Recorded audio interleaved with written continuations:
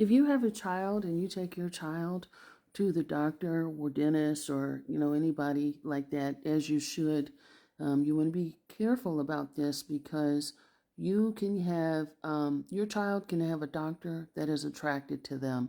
Hi, my name is Dr. Natalie Jones. I'm a licensed therapist. I've been counseling women and men who have experienced abuse as well as those who are perpetrators of abuse and other violent crimes.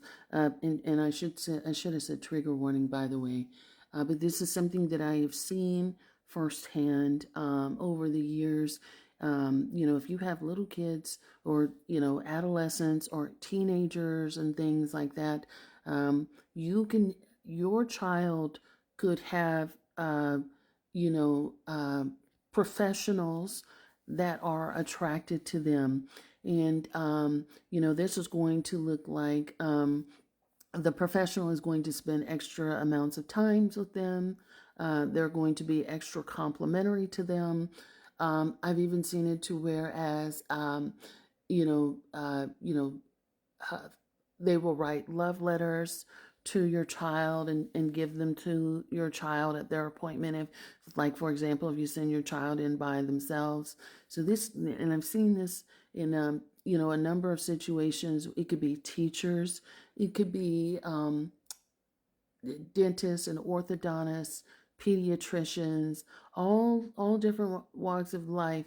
But you have to be extra careful. And I'm not saying all doctors, I'm not saying all medical or teaching professionals, but I am saying that there's a good amount of them who eventually get caught up in doing so. And they don't see anything wrong with, paying extra special attention, being extra complimentary and things like that. There could be something else going on behind that. And a lot of times if you think your child is special to you, but you want to be, and to you only, but you want to be aware of, like, people who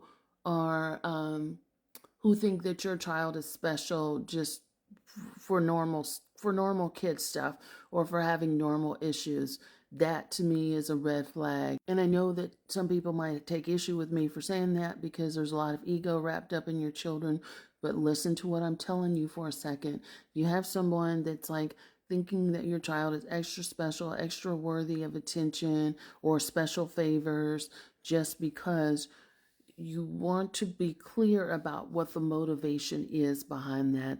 And very seldom is it because they are just a nice person. And, they may be wanting to get access to you to have access to your child or have access to your child alone. An example of this was a case, there was a case where there were two parents that had split custody, and they had a daughter and a son. And there was this man who proclaimed to be a writer, and he started paying extra special attention to the daughter because she was a writer.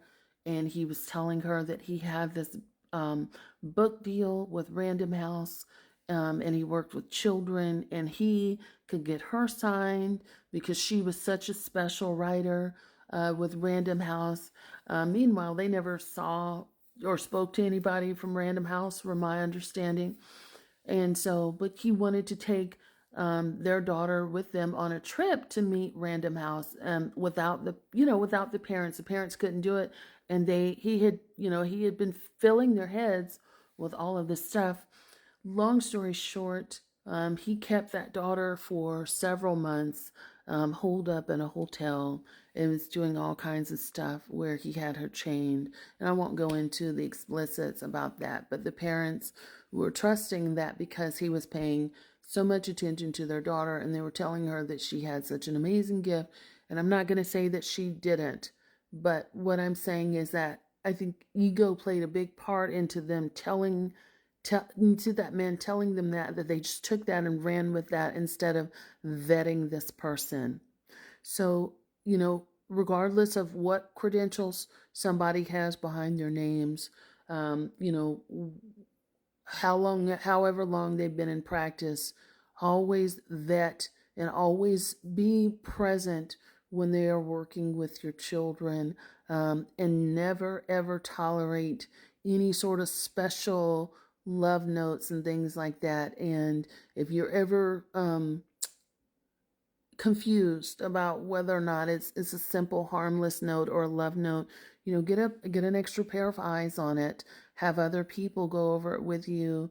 Um, People that aren't that may not be affiliated with this person and may not be easily like, oh, this person is this and that and I know them and they would never do that. Always take it to a person that's trusted. You can always take it to the police and see, and you can always look at and see if there's been any sort of complaints, or things like that have happened.